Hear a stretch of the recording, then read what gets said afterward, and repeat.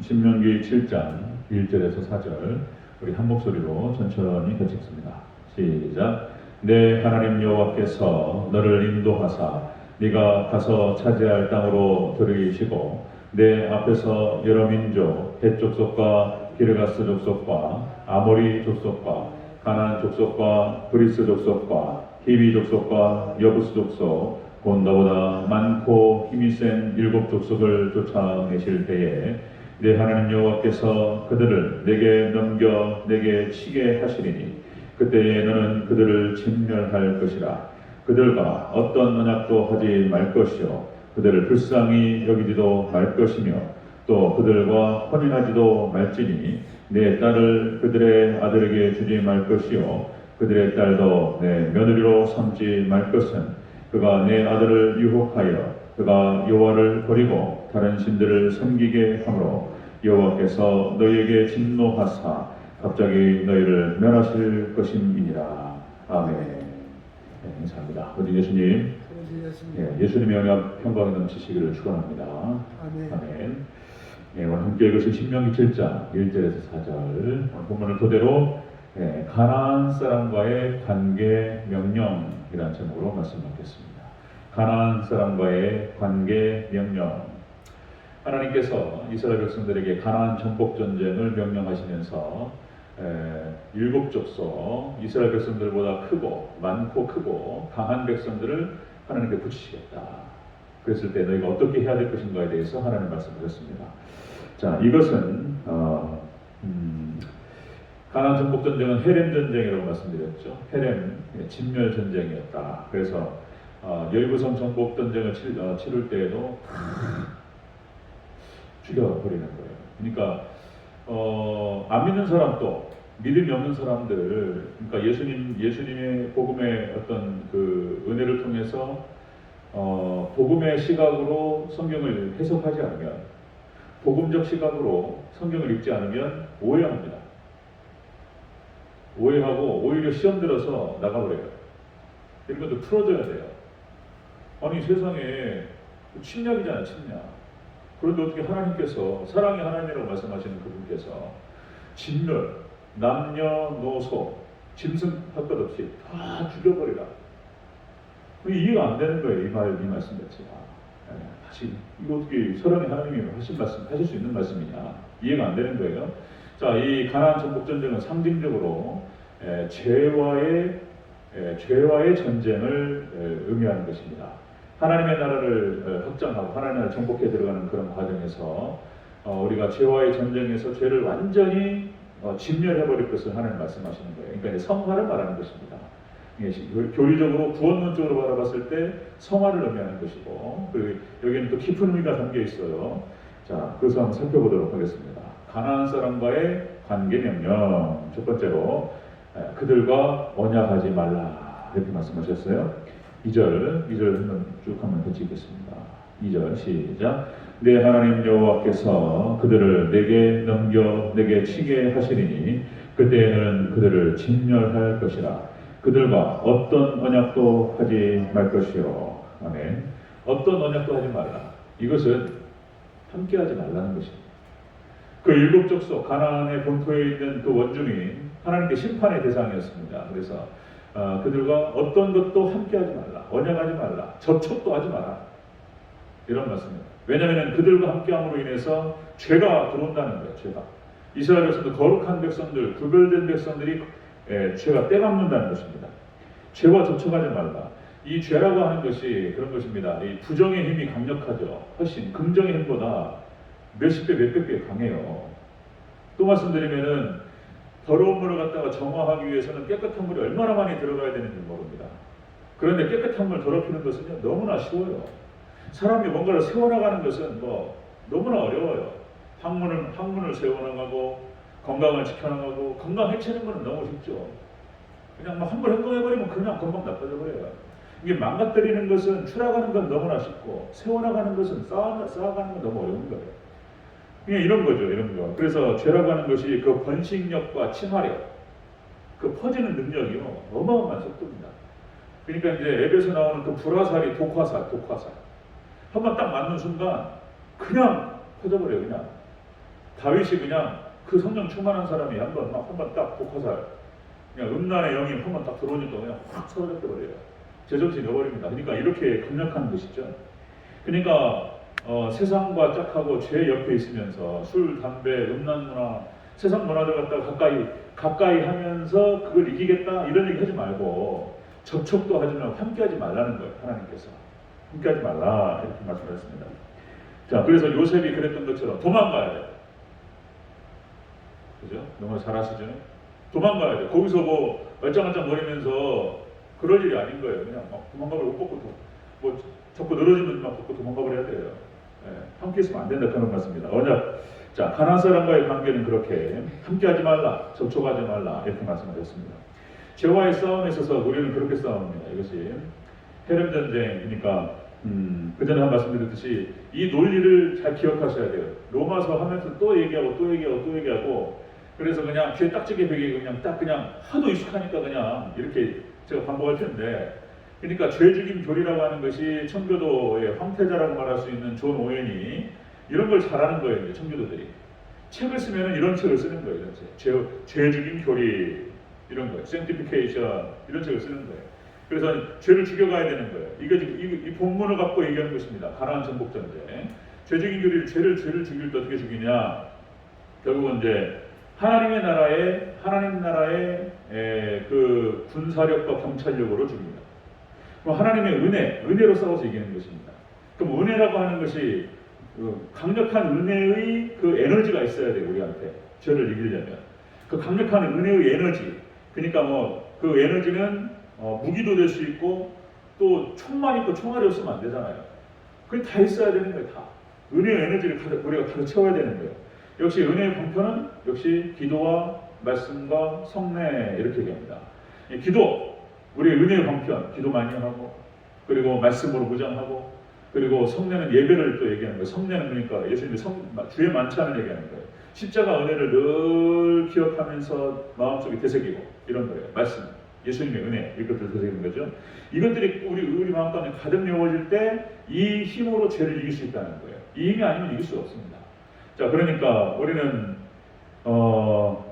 말씀을 많이 읽을수록, 말씀을 많이 묵상할수록, 기도를 더 많이 할수록, 그리고 예배에 더 많이 참여할수록 우리가 강력해질 줄로 믿습니다.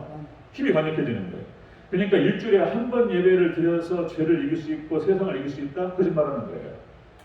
1000% 죄요. 1000%. 그러니까 주일날 온전히 하나님께 예배를 드리고 은혜로 충만하게 적셔야 돼요. 3일 밤 예배로 또 모여서 예배하고 그리고 뭐 금요일날 또 주중에 또 어떻게든 모여서 자주 모이기를 힘쓰고 새벽 제단을 쌓고 이런 거예요. 이제 이렇게 하나님의 은혜가 계속해서 우리에게 흘러 들어올 때 그 은혜가 우리를 지키고 이기게 할 줄로 믿습니다. 은혜가 이기는 거예요. 우리는 못 이겨요. 우리 가운데 임하시는 하나님 말씀과 예수님의 생명력들이 충분히 적셔지기 시작하고 예수님의 성령님의 능력과 에너지와 그 기운들이 막 있을 때 그게 이기게 한다는 거예요. 그게. 자, 그렇죠. 우리 사람은 역시 떡으로만 살 것이 아니요 하나님의 말씀으로 사는 줄로 믿습니다. 네, 그렇습니다. 가나안 사람과의 관계 명령 첫 번째는 접촉하지 말라, 함께하지 말라 이렇게 말씀하셨어요. 두 번째 보겠습니다. 가나안 사람과의 관계 명령 두 번째, 불쌍히 여기지 말라 이렇게 말씀하셨어요. 자, 2절 다시 한번 읽습니다. 시작. 내 하나님 여호와께서 그들을 내게 넘겨 내게 치게 하시리니 그때에 너는 그들을 진멸할 것이라. 그들과 어떠한 언약도 하지 말 것이요 그들을 불쌍히 여기지도 말 것이며. 아멘. 자, 그들을 진멸하고 죄를 죽일 때에 죄에 대해서 연민을 가지지 말라는 거예요. 그런 경향이 있습니다. 사람이 이거 하나님 다 알고 말씀하시는 거예요. 그러니까 옛날 여자친구 결혼했는데 애인을 자꾸 생각한다거나 그건 안 돼요. 그러니까 그냥 단호하게 거기 연민을 가질 필요가 없습니다. 술, 담배를 끊었으면은 그런 거예요. 아까 옛날 생각나면서 자꾸 그쪽을 쳐다보게 되고 그런 경향이 있습니다. 하나님 아시고 하시는 말씀이에요. 그러니까 죄를 죽여나가고 죄를 갖다가 진멸해 나갈 때는 불쌍히 여기지 말고 연민 갖지 말라는 거예요. 단호하게 그냥 단호하게 거부하라는 뜻입니다. 하나님께서 단호하게 죽이라는 거예요. 그러니까 이것은 죄를 죽이라는 거예요. 그냥 액면 그대로 상징적인 의미를 모르고 이것만 보면은 안 믿는 사람 봤을 때 이상한 얘기를 하고 있는구만 이렇게 얘기해버려요. 이해할 수가 없는 거예요. 그 안에는 복음적 의미가 담겨 있는 거예요. 죄를 죽이라는 뜻이에요. 죄를 죽이라. 이 요셉이 보디발 아내가 자꾸 이렇게 붙으니까 그러면 요셉 입장에서 봤을 때 이렇게 연민을 가지고 얼마나 외롭고 얼마나 힘들었으면 나한테까지 이렇게 하는가. 그래가지고 연민을 가지고 위로해준다 치고 요셉이 그렇게 가까이 붙으면 됩니까? 그 보디발 아내에게 연민의 정을 가지고 큰일 난 얘기인 거예요. 그러면 왜 요셉이 그걸 갖다가 거기서 요셉이 보디발 아내를 위로합니까? 그죠? 거기 같이 붙을 일이 아니에요. 상정도 하면 안 되는 거예요. 상정도 하면 안 되고 도망쳐야 되는 거예요. 연민을 가지면 안 된다는 거예요. 사울왕이 아말렉을 진멸하라고 말씀하셨을 때 그러니까 연민의 정 가지면 안 되고 그냥 그렇게 해야 되는 거예요. 복음적 의미가 있는 것입니다. 다윗도 단호하게 끊었어야 되는 거예요. 그게 이제 어려운 거예요. 이제. 단호하게 끊었어야 되는 거예요. 솔로몬도 마찬가지인 거예요.